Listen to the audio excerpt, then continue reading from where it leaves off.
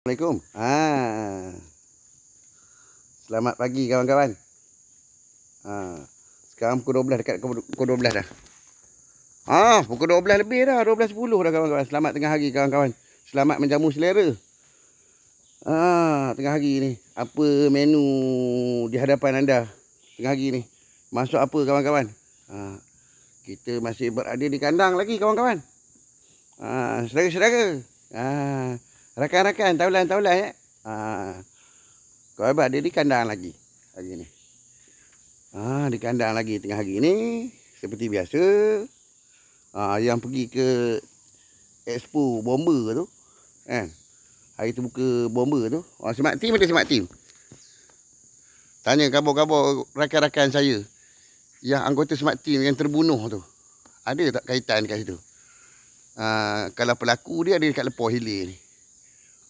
Yang bawa kereta saya BPJ 390 tu tak? Dengan ayah budak tu tak? Oi, penat ni. Penat sungguh. Kita ada dekat kandang ke ni. Yang angah apa benda ni dekat rumah dekat Maran tu habis. Sampai budak-budak dekat Maran tu dengan tukar ke kontijen, tukar ke Bentong apa benda, tukar ke Kuala Lumpur, kena tindakan tertib. Kesilapan tu bukan kesilapan pada budak-budak polis tu, anggota polis tu, tak ada. Dia kumpulan kepada yang putih-putih yang curi lembu dekat Lepoh ni, Din ke apa, Bezali ke apa benda. Kamarudin kan? Apa benda? Yang SI Hanif tahu benda ni. Pencen lah kot. Kena tanya dia. Yang putih-putih. Yang duk claim, dia claim lembu dekat Lepoh ni, lembu dekat kandang ni, lembu dia. Ada bersama dengan anak perempuan dia, Wani ke apa benda ke. Pelik juga sebenarnya. Kan?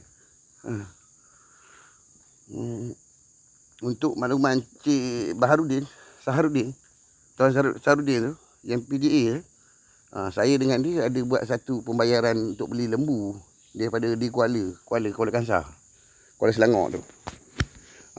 Seekor tak jual lagi. Hilang kait kenyuk. Hilang. Tanpa jejak, tanpa kesan. Berkait dengan pembiayaan Datuk Syah. Itu okey.